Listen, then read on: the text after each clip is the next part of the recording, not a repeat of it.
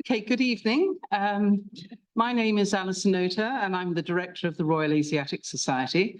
And I'm very pleased to welcome you here tonight. So thank you for coming, because I understand it's very cold outside and there are numerous problems associated with one of the tube lines. So if you had any, and thank you for coming. So it gives me great pleasure to introduce Robin Masefield, who has written several books on the history of Ulster, having lived and worked in Northern Ireland, where he was head of the prison forebears, like so many of us in this room. However, tonight we are here to celebrate the publication of The World Administered by Irishmen, the story of Robert Hart, with whom many of you will be familiar because he served as Inspector General of the Imperial Maritime Customs Service of the Qing dynasty from 1863 until his death in 1911. However, the book also examines the prominent role that other Irishmen played in China. For example, in the consular service, also in the customs service, and of course as governors of Hong Kong. And Robin goes into this in quite a lot of detail, which is actually very, very interesting. Tonight, he's going to talk to us in particular about Irishmen who also had strong connections with the RAS. And this theme fits very well with our continuing bicentenary celebrations, reminding us that we are indeed the Royal Asiatic Society of Great Britain and Ireland. And we're going to continue with this theme as on the 30th of May, we will have a lecture at Trinity College Dublin. Details of this will follow. It'll be given by Professor Jane Ohlmeyer on Ireland and Empire. But for tonight, we have Robin here, and I look forward to the lecture very much, and I think it'll be very interesting and very stimulating. So please come up and join us.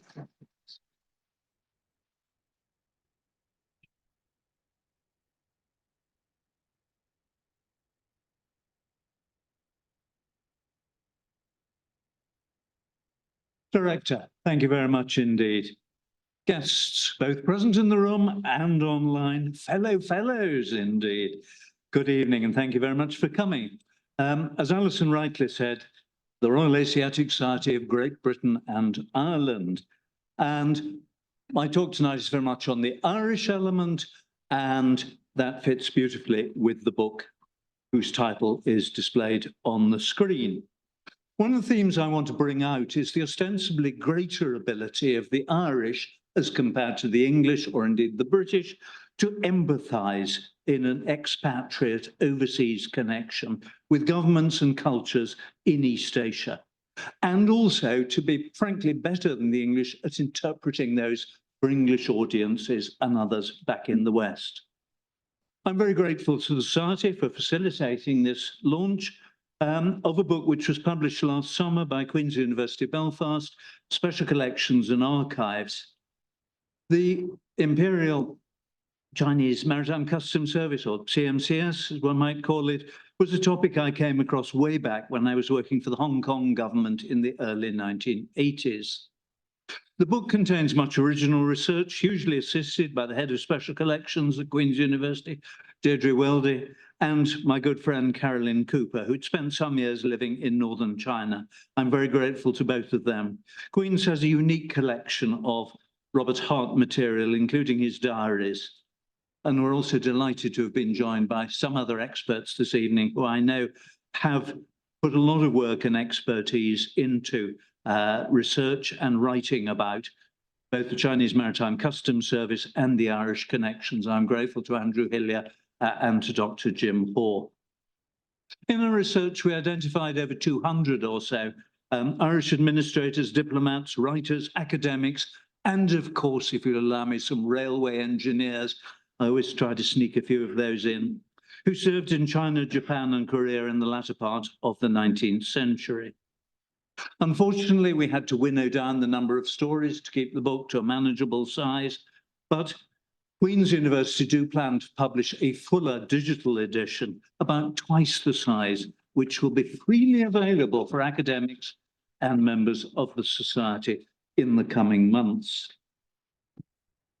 Of course, at its core is Robert Hart and the Maritime Customs Service, which he led for 45 years until 1908, and the network of Irish contacts in East Asia at the time. And tonight I'll be talking about some of those Irish individuals and their connections with Robert Hart, and frankly, the insights that it gives us into them, people like Thomas Wade, through the writings of Robert Hart, either to his London agent, James Duncan Campbell, or in his journal.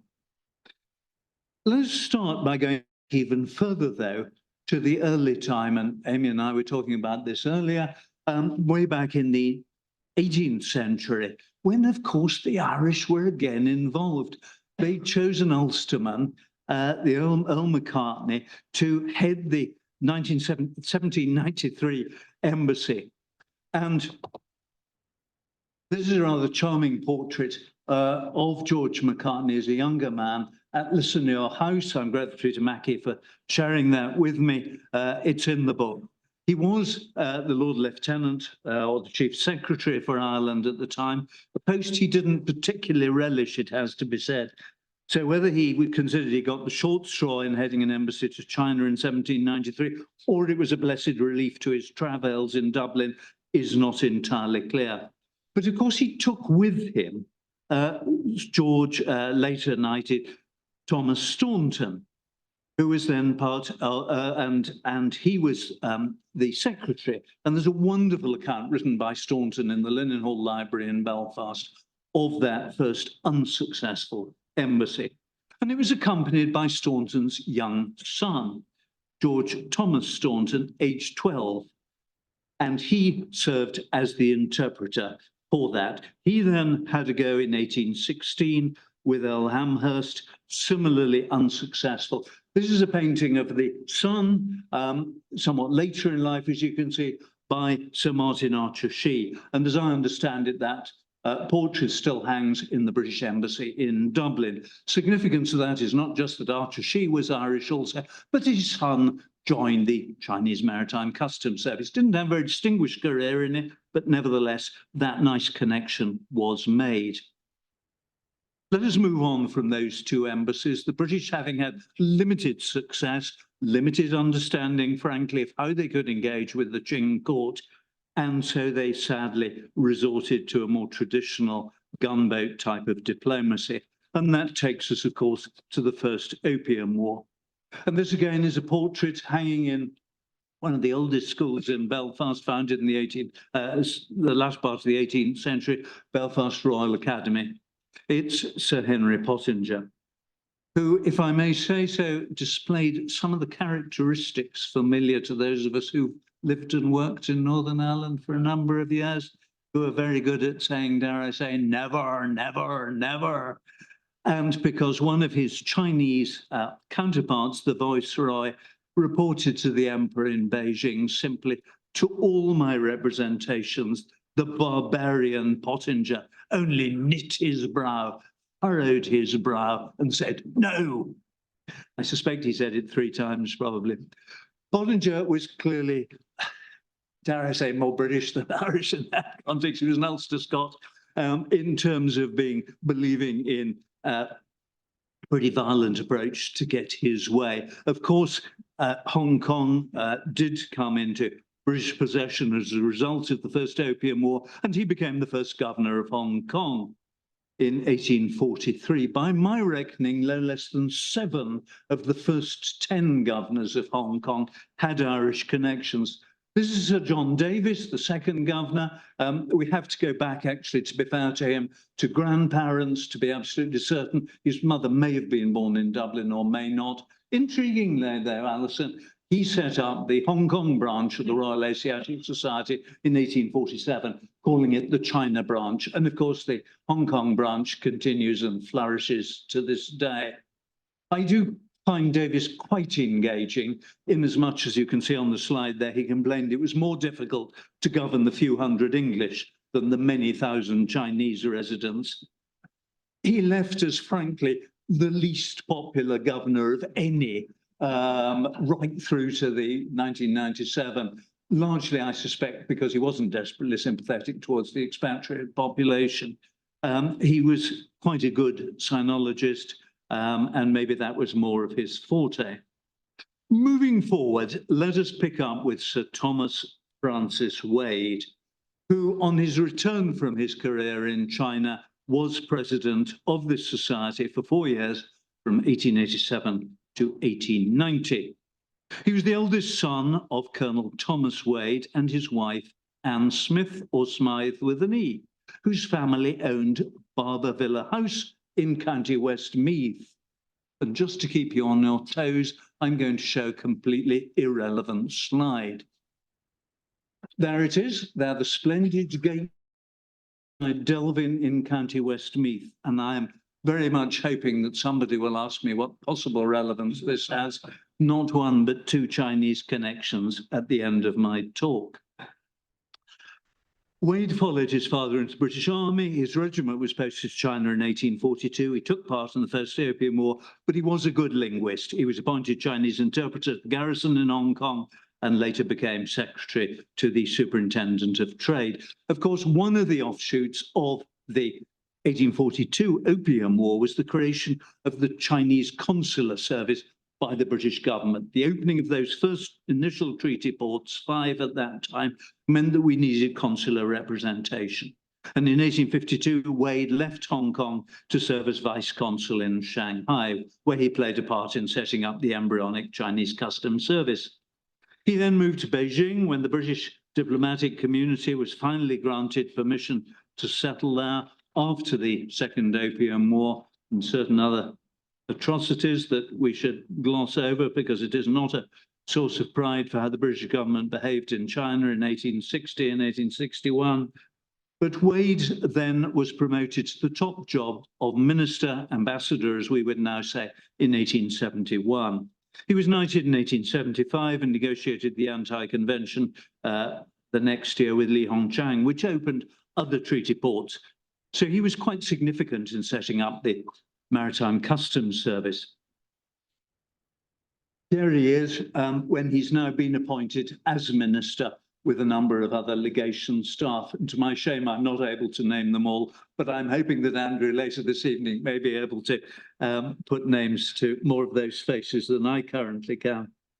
But before that, Thomas Wade is significant because as early as 1859, when he was in Shanghai, he wrote, of course, the Peking Syllabary, being a collection of the characters representing the dialect of Peking. This was the first book to provide a transliteration of Chinese characters into the English alphabet and language, known as Romanization.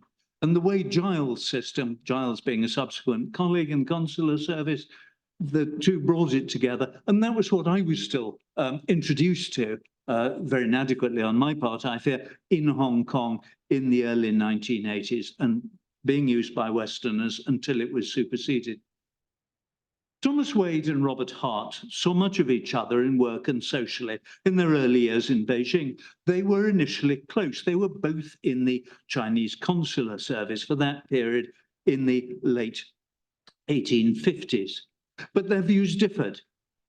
Hart's journal, his diaries, were largely kept, although he did have the wit to destroy 2 or 3 years of them, as we'll see shortly.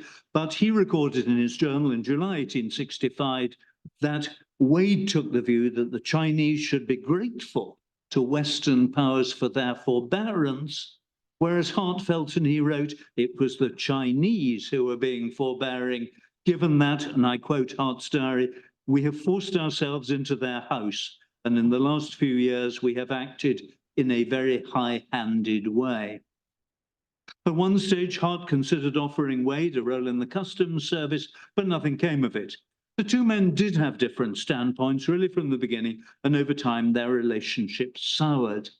I love this next quote. Hart wrote to Campbell, James Duncan Campbell, his London agent and confidant, in August 1876. Unfortunately, for many things, the relations between Wade and myself are no longer what they were. He has taken offence, and we are merely on bowing terms now. I regret this privately, for I like the man and respect him.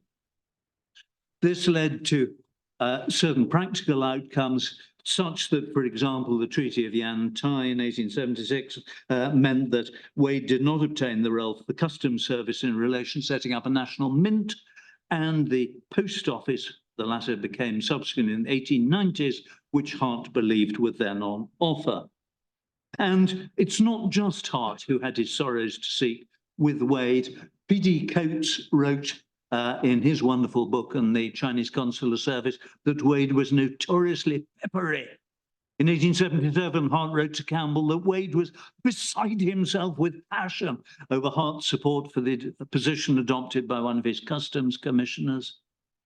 They continue to plough different furrows. Hart wrote, "We meet as before and dine and talk, but it is not with the cordiality of 10 years ago. I'm taking a different line in affairs." He was concerned about Wade in relation to recognition in London, as we will see. But to be fair to Hart, he did pay for the third edition, a reprint of Wade's syllabary. But it's interesting, and one of the reasons why I find Robert Hart fascinating, having run or tried to for 6 years, as Alison touched on at the beginning, quite a large little dispersed prison service, which was very much a 24/7 operation, as you will appreciate, 365 days a year. Frankly, I admire Robert Hart hugely. He was running a vast organisation, not for himself, not for the British government, but for the Chinese government, reporting directly to the Qing dynasty and the Zhongliamen within the overseas cabinet, if you like, set up. And he really went to great lengths to have both a strategic view and a close management system to make sure there were no surprises, that he was on top of what happened right the length of that China coast, and subsequently inland. The treaty ports were extended up the Yangtze, for example, and other areas up the Pearl River. So Hart is very impressive as an administrator, whereas Thomas Wade sadly was not.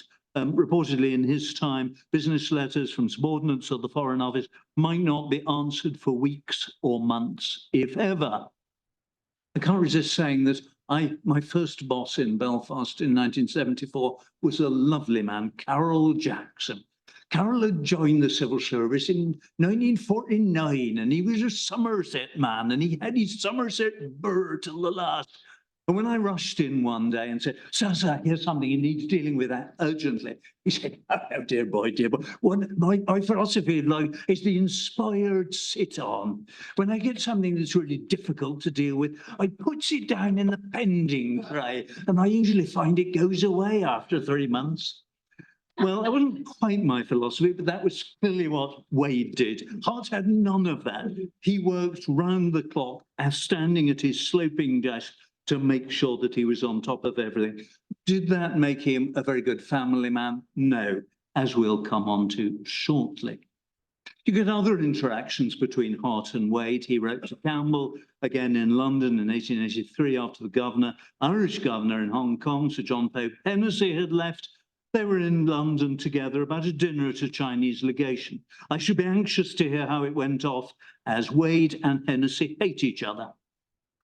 Hart added the following week, "Did not Wade and Hennessy cross swords at all? Of the two, Hennessy is the far abler, but he is a queer over the traces sort of fellow." There is much more one could say about Hennessy and indeed Wade, but I had better move on now. My final point to make is that Hennessy and Wade had fallen out when Hennessy was visiting Beijing, and he had been uncivil to Wade, and he'd written to the Foreign Secretary about, I quote, "the misguided policies of British diplomats in China." The Foreign Secretary, Lord Kimberley's stiff reply was that one must make allowances for Hong Kong opinion, always at variance with our consuls and diplomatists. One might think of Chris Patten, mightn't one? Moving swiftly on his return in 1883, having served for 12 years as the minister, and that is with his staff there, he became the first professor of Chinese at Cambridge. When he was elected the Society president, and I quote from the journal that I had the pleasure of reading last week just upstairs, Sir Henry Rawlinson hoped that Wade's institution as the president of the RAS would return the institution to the olden days when presided over by intellectual giants. I'm sure it still is. Let us turn to Robert Hart himself. Born into a middle-class family in Portadown in 1835, he was the eldest of 12 children. He graduated from Queen's Belfast and was nominated by the college to join the Chinese Consular Service. It's interesting how fate plays out, isn't it? One man who gets virtually no credit has been written out of history and given his role as Chief Secretary in Ireland, Lord Lieutenant, during the famine, that's perhaps not wholly surprising, was Lord Clarendon. And there is an image of him from the internet. It was put to him in 1854 that the entrance to Chinese Consular Service should be taken only from the Chinese language class at King's College, London. The Chancellor of Queen's University of Ireland, which extended to Galway, Cork, and Belfast as well, recommended that it be extended to those colleges as well. And this continued for broadly 20 years and played a very large part in Irish administrators coming out to China and indeed to the consular service in Japan as a result of that. Robert Hart was posted first to Ningbo, where he was clearly lonely. It was a very small posting, it was a treaty port, but there were fewer than 20 expatriates, and most of them were male missionaries. His journal entries provide some insight into his self-identity. In October 1854, he wrote, "I'm an Irishman," and I won't do the accent, either an Ulster Scots or indeed an Irish one. "I'm an Irishman, a paddy in heart and soul, and yet it was without a sigh I left my native island." In Ningbo by 1858, pause with this for a second. He arrived in Hong Kong in 1854, as I said, when Lord Clarendon opened up the opportunity to join the consular service to those graduates from the Queen's Colleges in Ireland. And when I went to live in Hong Kong in a rather dreary little flat on MacDonald Road in January 1980, I went to the Urban Council and I scoured their racks for some prints of historic images, and that is the first one I purchased for the princely sum of 60 pence. I remember it well.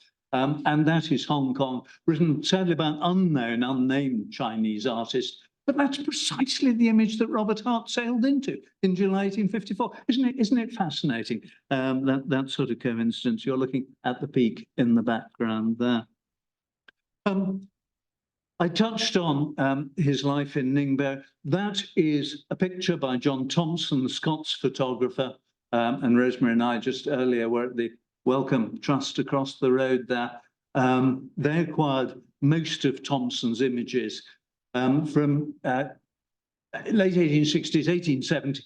He toured much of China and other places in East Asia, taking photographs. And it's fascinating because Thompson didn't just take the rich and the wealthy, didn't just take the expatriates. He would take a daughter of a boatman, as in that case.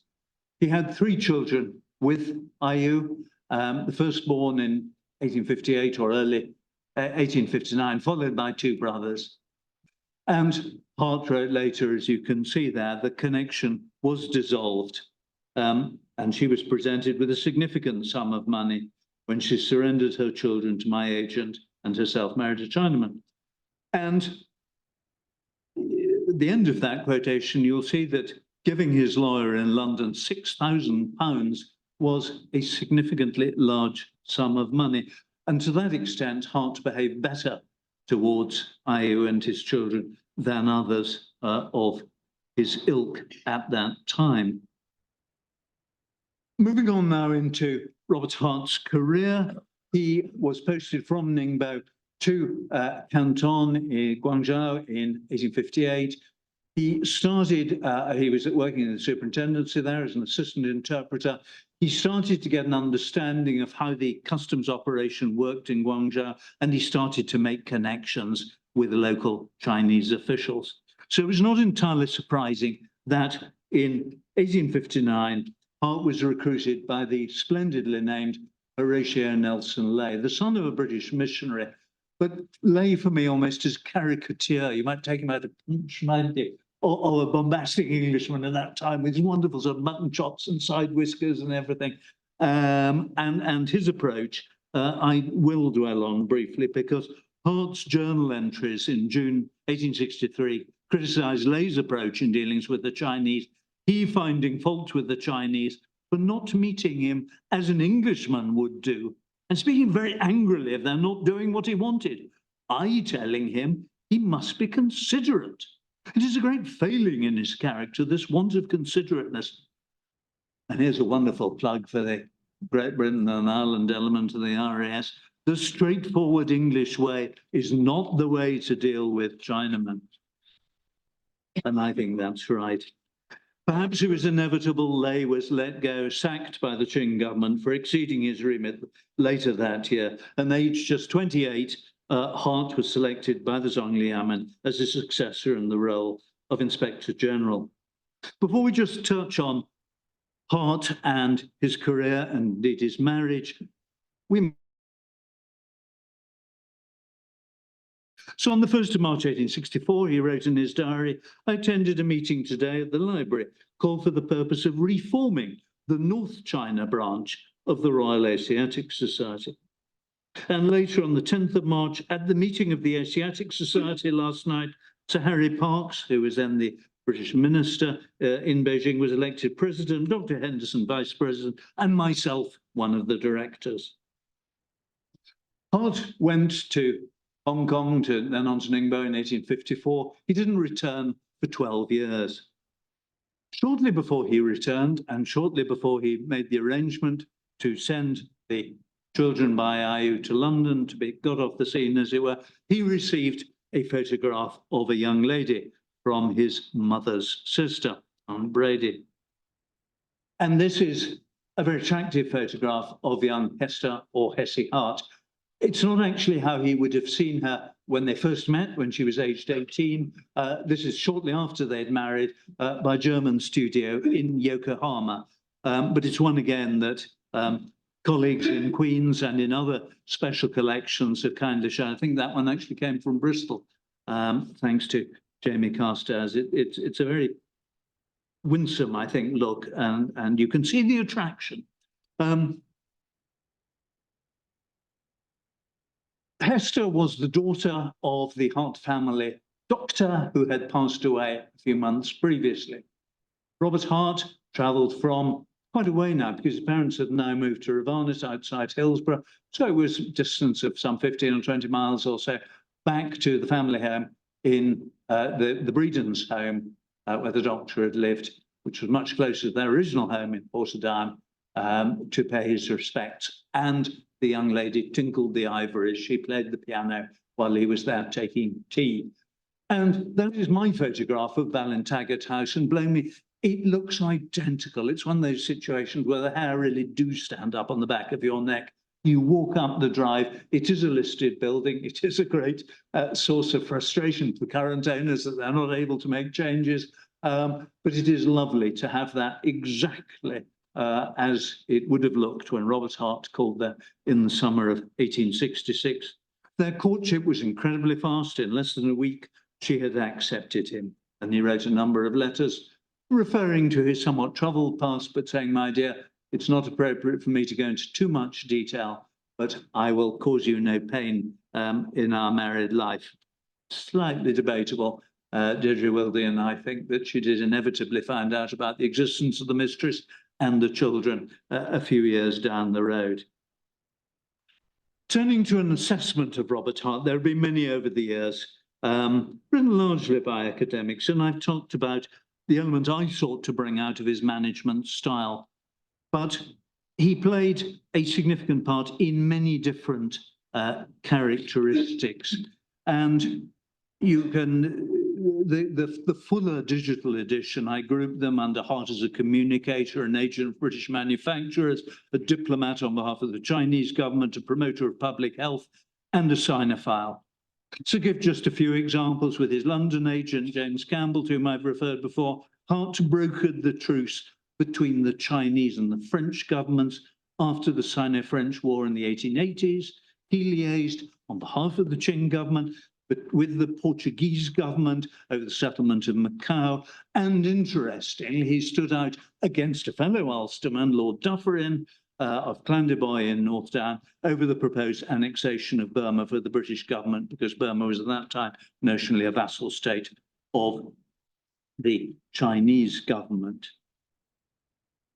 Hart undoubtedly played a significant part in bringing Irish people, particularly from the north of Ireland, but not exclusively the northeast.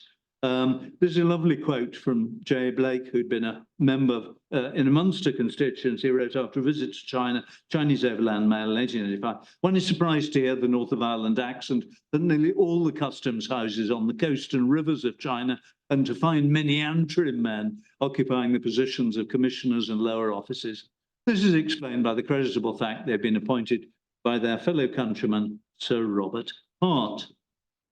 I did struggle with the notion initially of trying to demonstrate that Hart did not practice nepotism, but sadly, as Andrew will vouch, and the facts really fly in one's face. There were 8 members of his family who did come out. 1 or 2 didn't make it due to the rigorous selection introduced, but nevertheless, he did seek to, he tried at one stage to put this man, Robert Breeden, as his successor.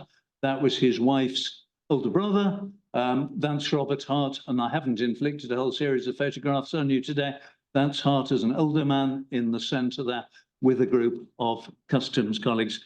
The Chinese and the English did not want Breeden, but ironically, Robert Hart's nephew, Frederick Mays, did succeed in due course after Aglan succeeded Hart. One of the points I just wanted to bring out subsequently about Hart that I find quite engaging, his father was a whiskey distiller, and not a very good one. At one stage, the distillery burnt down, and I think they lost the tide cottage that went with it. And then something happened. He had married well. It was Robert Hart's father. He'd married into the Edgar family of Portadown. There was some money there. He was the postmaster, and they had a public house in Portadown. They then moved to a bigger house at Ravarnit, and the Hart family fortunes in Northern Ireland took off. But nevertheless, Hart always, to me, had a bit of a chip on his shoulder. And apart from doing good work in China, and this is one of the lighthouses that he had established, over 100 of them, he aspired to join the Athenaeum, the pinnacle of one's ambition and recognition in London at that time. And this ties us back to Thomas Wade, because he really wanted, from about the 1870s, to be elected to the Athenaeum. And he wrote Campbell about that from Dublin. You'd have thought he'd have better things to do, but explicitly saying that I really don't think I dare put my name forward at this stage, because Thomas Wade will blackball me. And if you had one black ball in the pot, then you didn't get it. But eventually he did succeed. Rutherford Alcott put him forward, and he was unanimously selected. And this kindly from the archivist at the Athenaeum shared with him some interesting names, including the likes of Francis Galton, significant people, and James Hannon at that time. And I love the write-up, as it were. Inspector General, he has for the past 25 years in a great public service, not only to China, it's good that he puts China first, but to Great Britain and other countries having commerce with China. Sir Robert has besides furnished a series of admirable statistical returns of trade and other matters sanitary and nautical. I don't think he would have written that for himself. He'd have the sanitary and nautical somehow underplays it, but you did see a fleeting image of the lighthouse, one of the 100 that he put in place, which undoubtedly played a part in bringing the China coast navigation to much safer waters. Patrick Joseph Hughes was another graduate. He lived in Newry. He came to China in 1854 in the same Clarendon intake. He's recorded, Alison, in Shanghai in the 1890s, now as president of the North China branch of the Royal Asiatic Society, by which time the society there had an extensive library of English and Chinese books And of course, in 1874, it had opened the first Shanghai Museum. Hughes's younger brother, Thomas Francis Hughes, is an engaging character with whom we deal quite a bit in the book, and in particular his wife, Julia Grimani. I don't sadly have an image of her. This is the older brother, not looking quite as old at that stage. That is his carte de visite, probably from the 1860s or so. And you'll see that he really maintained his Irishness throughout, although nearly 30 years in China is yet so Irish that he's best known to his many friends as Paddy Hughes. And he maintains the reputation of his country. I love that because that's written in the China Overland Mail.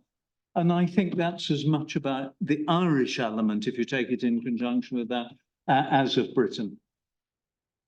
So that's the older brother, that is Patrick, and his younger brother, Thomas, had the wit to marry Julia Grimani. And I wanted at the beginning, and the book does, very much to tell some stories of the Irish women. It's not just about men. Yes, of course, it was Irish men who served in the Chinese Maritime Customs Service and the Consular Service. Although intriguing, there's one Portuguese woman who is a watcher who's recorded in the service lists.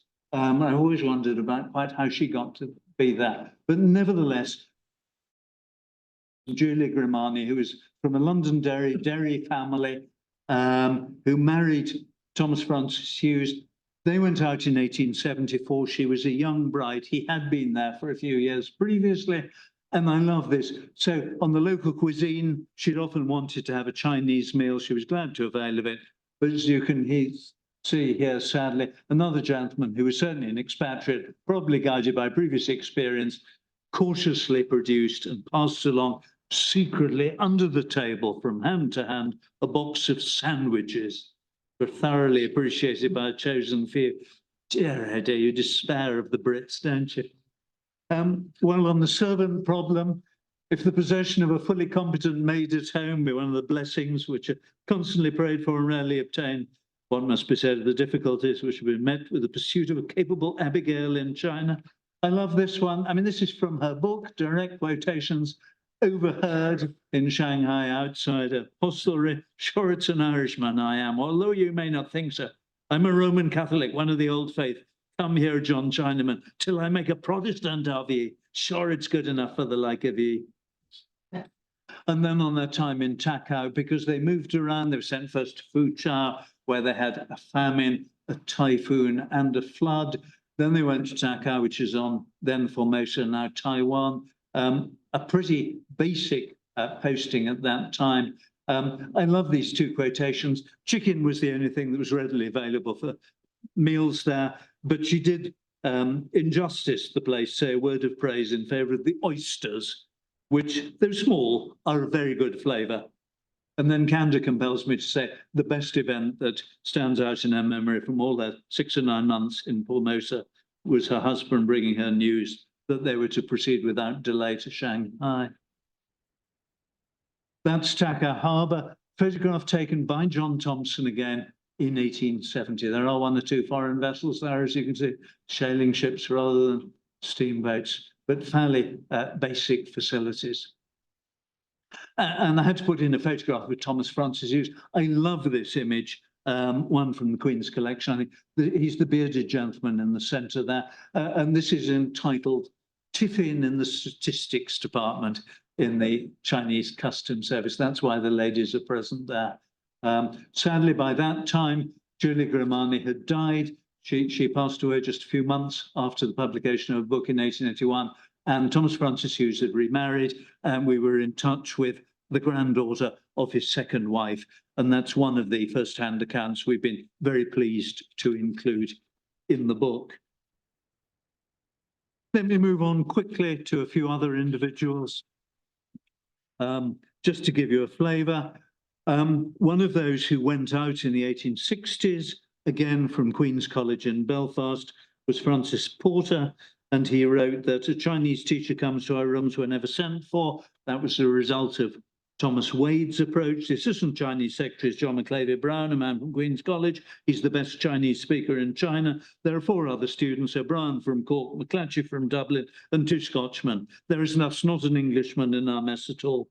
He could also have referred to others, including the subsequently disgraced John Beattie from Enniskillen, his friend Edward McKean from Armagh, who were in Beijing at the same time, and Thomas Waters. And I will be coming on to Waters as almost my last individual. I love this one. It's the students at Tiffin, probably rather later than the 1860s, but you get a feel of the style in which they lived at that time. And there are the student interpreters having a morning dip. I don't think that includes Francis Porter's, but we do know that Francis Porter was very fond of swimming and tragically drowned while taking a dip off a houseboat just 3 or 4 years after he'd started service in China. Resilience was an absolutely crucial element of a career in East Asia at this time, whether in consular service or to a slightly lesser extent in the Maritime Customs Service, where you had more colleagues and more supportive colleagues, one feels. But poor Porter had written to his parents about 2 weeks prior to his death by drowning, saying that he was thinking of taking his own life. I touched on Thomas Waters. He joined the consular service in 1863. He was the eldest son of 13 of a Presbyterian minister in Newtonards.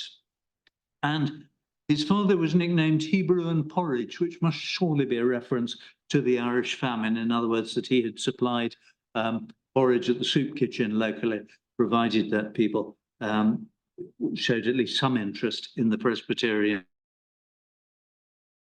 areas in Ulster that was actually quite severely afflicted by the famine, or at least that part of northeast Ulster.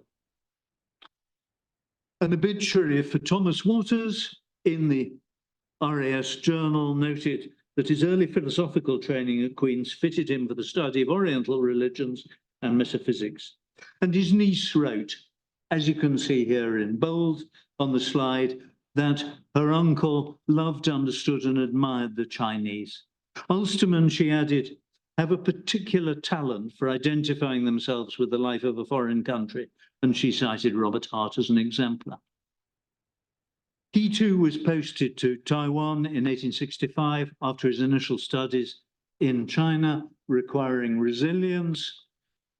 But one of the interesting things that he did in China, Waters, was assist Robert Swinhoe, and some of you will know that Swinhoe, while in the consular service, was also a keen naturalist. And so it was largely down to Waters' engagement that a fair number of unfortunately deceased ornithological specimens were brought back to the United Kingdom from Taiwan. He did have the fortune to have a species of lark named after him, and that is the Waters skylark. Interestingly, when he was in 1876, he was in acting charge as the consul in Shantou. Waters objected to the execution of a coolie broker whom he suspected of having been falsely accused of kidnapping. And he wrote to Thomas Wade, who was then the minister in Beijing, saying, I really want to complain about the local governor because I think he has behaved disgracefully. Thomas Wade shrewdly wrote back to Waters to tell him that a British complaint against a Chinese official to his superiors in Beijing was too commonly the best service that could be rendered to that official.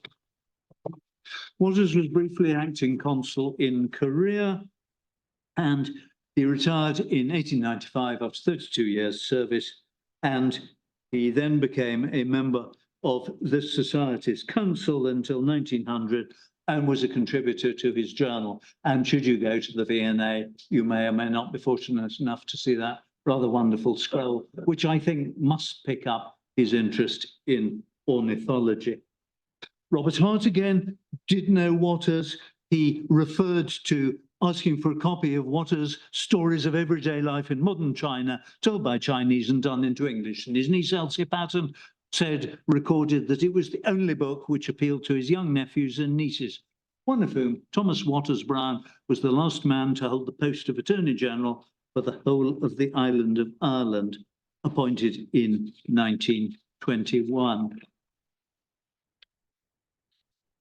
Moving on,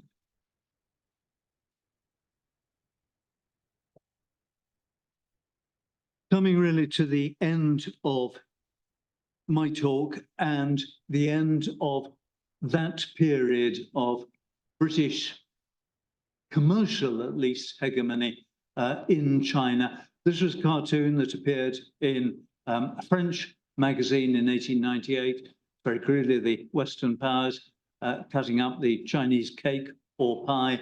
And that foreshadowed really the Boxer uprising, which came in 1900. And you will recall that Robert Hart and colleagues were immured in the siege of the legations for nearly 3 months. There were no telegrams could be sent back to London during that period. Hart's obituary appeared in the Times, and he was feared to be dead along with his colleagues until a telegram was received by his London agent saying, "Please ask Poole, my tailor, for 2 more Ulster overcoats and 2 sets of overboots to keep me warm this coming winter." The importance of keeping up with one's tailor.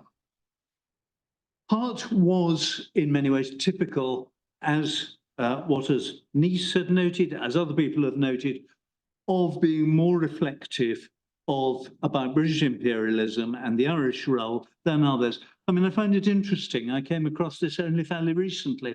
He wrote to Campbell before the Boxer uprising saying, "A year ago, we all recognized the fact that sooner or later, our colonies would one and all reach the age of manhood and want liberty, self-government and independence." This is before the Boer War. It's just about in that context. Knowing this, we ought to have worked up to such an outcome, fostering their affairs and devotion in the time of need. Not the terms we'd be using today, but he said specifically that successive British governments had failed to take that approach in the African context. That is the remains of Robert Hart's house, which was just outside the legation walls, and therefore that was sacked during the uprising. But it is remarkable, really, that in his book, and I'm just finishing with 2 books by 2 Irish people, both published in 1901, and Hart wrote in a series of essays brought together in a book called These from the Land of Sinim, and he said that the papers dealt with the leading question of the day, how to treat China. I put it to you, ladies and gentlemen, isn't that a leading question of today? If it isn't, it jolly well ought to be, certainly in number 10 and elsewhere. And I love the quotation at the bottom, where he put in one of the essays, going right back to 1860, Wen Xiang, one of the more senior members of the Zongliamen at that time, 1860, you're all too anxious to awake us and start us on a new road. And you will do it, but you will regret it. For once awaking and started, we should go fast and far, further than you think, much further than you want. And 40 years after hearing that, Hart reflected on it. His words are very true. I'm going to give the last word to somebody I haven't introduced yet, George Lynch, who was an Irishman, who's an Irish journalist. He took himself off from Ireland. He was one of the first, a bit in the line of Lord John Russell, whose son incidentally joined the Chinese Maritime Customs Service, with you won't be surprised to know. But Lynch took himself off to Cuba and covered for London papers the rebellion and the fighting in Cuba. He then raced to Tianjin to be there for the relief of the legations, and he wrote about it. The War of the Civilizations being the record of a foreign devil's experiences with the Allies. And his final words were this: "In China, the difficulty is to hear the other side. So immensely remote is it, so far from the seeing power of our Western eyes, so far from the hearing power of our Western ears. It is a very curious thing that people living on the same planet should know so little about each other." I put it to you, thank you very much indeed. Over the past 200 years, the Royal Asiatic Society has done much to reduce that ignorance of which George Lynch spoke, as have generations of Irish interpreters, administrators, writers. And I'm very grateful to you for the chance to have added my ha'porth this evening. Thank you.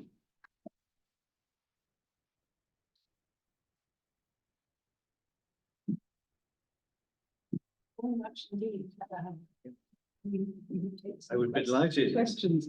I shall move over, so you should be nearer to the microphone. I would just like to start with two questions. One is, I wonder how Hart is thought of in China today. Do you have any thoughts? I'll dive into that.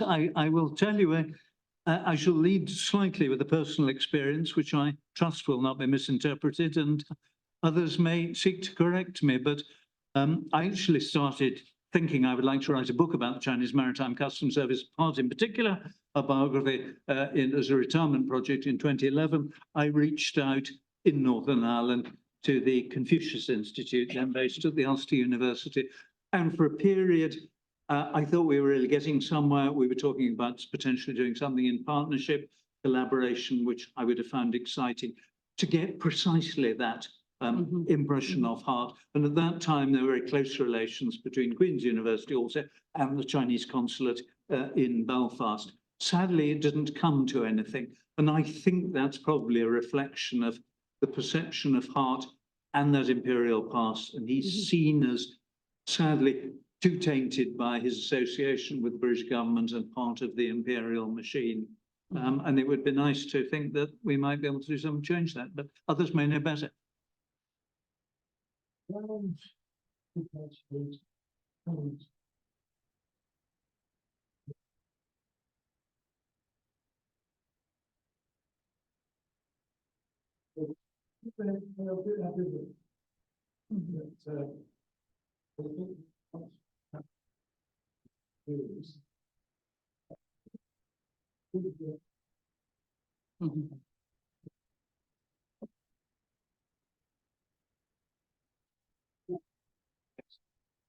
He did.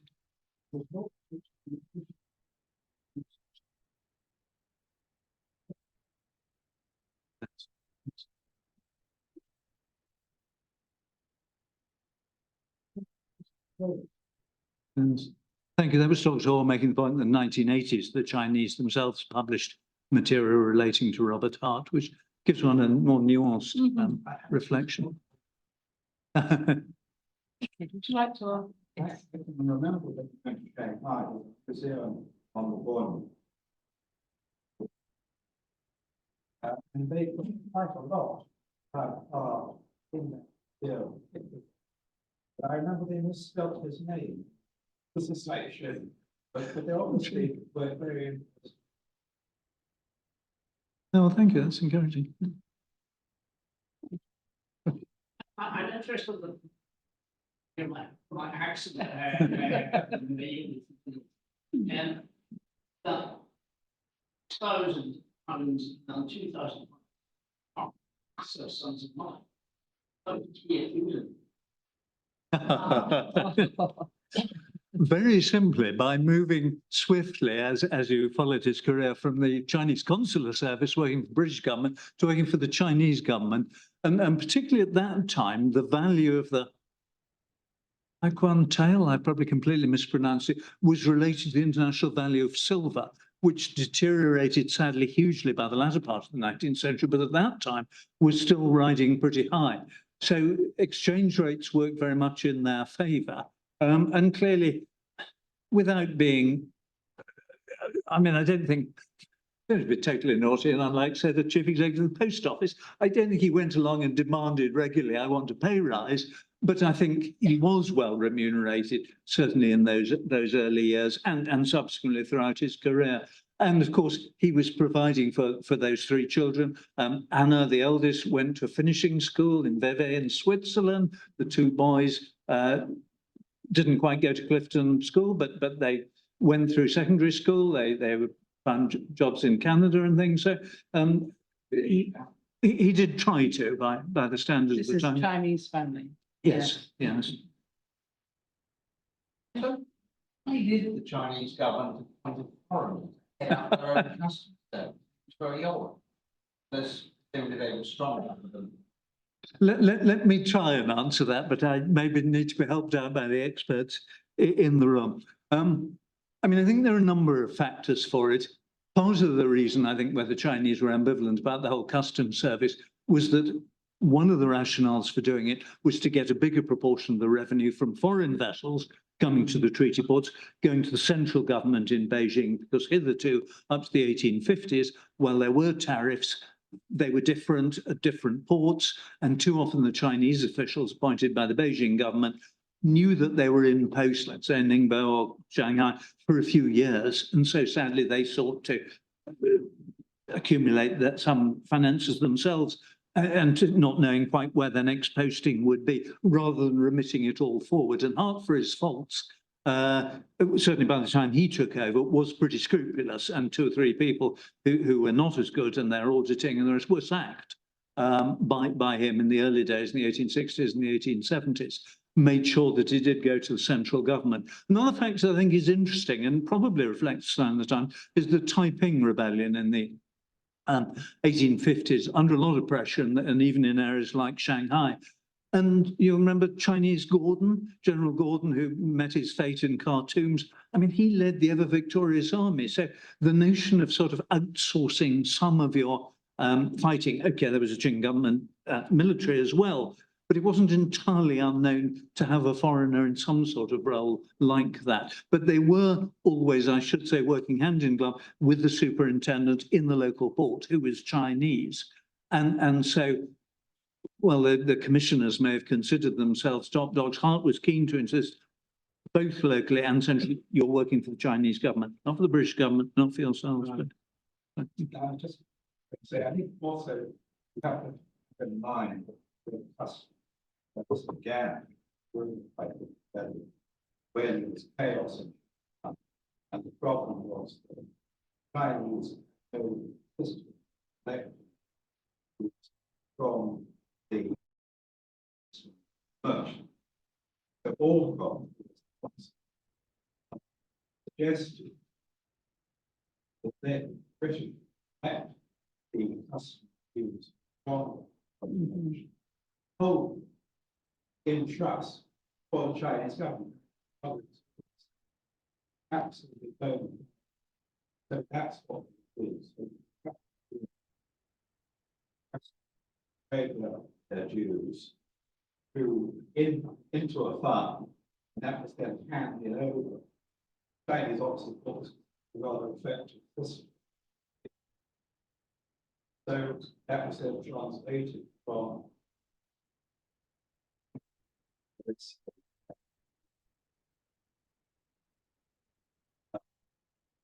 first what he learned logic design, but that's how it started. The interesting thing actually, the English always insisted that the head of us could be an English. That's in quotes. I mean, so although it was hard, indeed, yes, quintessentially, and also these quotes, he was. And I was just asking Robert about that. From a letter from my great-great-grandmother, Eliza Hilliard, where she talks about her English nanny and the worry that she has that the Irish Brogue is going to affect. indeed, yes. And there are 2 big questions. One is, did you have difficulty finding what you meant by an Irish man or Irish woman, what were your criteria? And secondly, there's a really interesting website developed. Is that going to be dynamic? So are you going to be able to take over a period of time more Irish people onto it as people begin to say, well, actually, my grandmother's mother was Irish? I very much hope so. Let me deal with the second question first, if I may, being a bearer of little brain and short memory. That you're referring to the sort of plans in Queen's University Belfast, where we call publishing the digital edition, which will deal with all 200 or so that we'd identified. People like Catherine Lads have also come across some, which is great, and you've kindly pointed us to some as well. There are undoubtedly others there still to discover. There are some false trails. You think there's an Irish grandmother there somewhere. No, there isn't. And even the great Fairbank in his things, I don't think he's always accurate. It's fascinating coming around these things. I mean, Fairbank says that one of Wade's sons joined the Customs Service. I'm jolly sure he didn't. I think he's talking about Roland Rochfort Wade, whose father was nothing to do with the customs in Dublin. So one's learning all the time. I very much hope they will do so. Yes, it's some have fairly tenuous links. I accept. I mean, Julie Grimani, the family came from Derry, but they've been living in Jersey for 20 or 30 years at that time. But being Irish, the diaspora, whether they went to America or whatever, they still felt Irish. And we talk in the book at the end about the St. Patrick's Society in Shanghai and people who were involved in that right from the early days. So I think it did matter to them hugely. As for the final point, I can't resist making about that self-identity. I mean, poor old Hart was, I think I admire him, a complete chameleon, because he could see himself as English, as British, as an Ulsterman, or an Irishman, depending on any different audience. And you get quotations. And you also, I mean, one gentleman who I didn't have time to talk about was Sir Nicholas Rodney O'Connor, whose mother was a French. So I think actually related to Percy French, and another wonderful book by Percy French's sister about her time in China as well that one could refer to also. But O'Connor, when he was posted back to Beijing as the minister there, having served as a chargé d'affaires for a while, arrived, I think, on the Bund at Shanghai, and the local band struck up the tune, "The Fine Old English Gentleman." What utter irony is that? But, Well, that goes on too.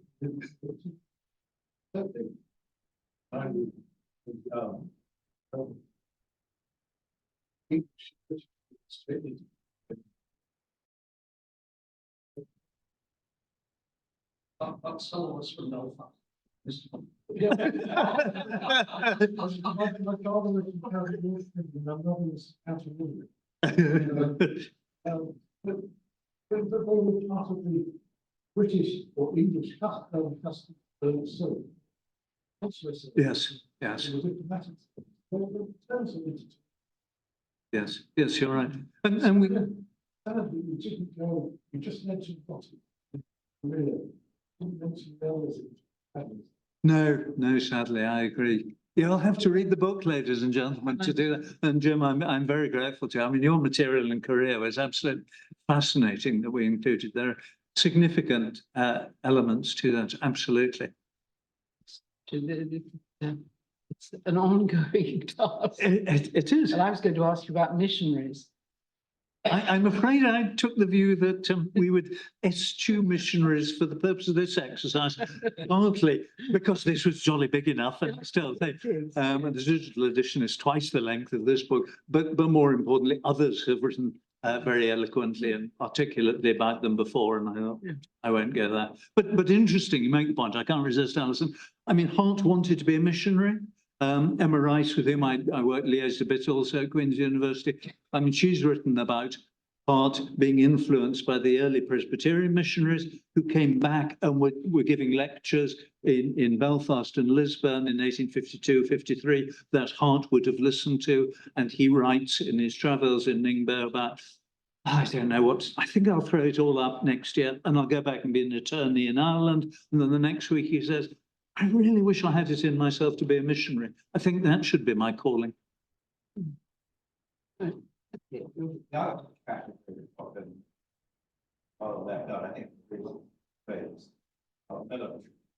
Yes.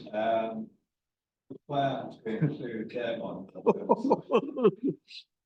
I mean, they have a. Yes. Yes, they did. They did. Yeah. You're absolutely right. I think I shall, in legal terms, I shall take advisement on that matter. Since that part of the project is now largely the baby that belongs to Queen's University Belfast, and we will see how that's taken forward.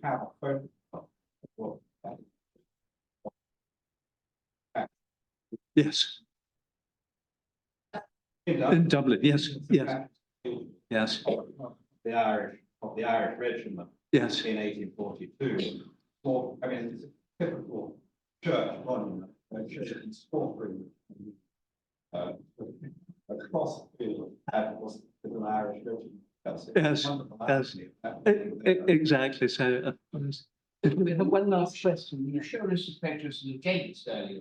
Yeah, yeah. You're going to give us a quiz. So what was? Thank you, sir. I'm very grateful. I know myself to be the family. Oh, very good. Well, they're there in the middle of nowhere. They are currently the entrance to Rosmead House, and Rosmead House has been largely let go. It's not quite demolished, but it does still stand.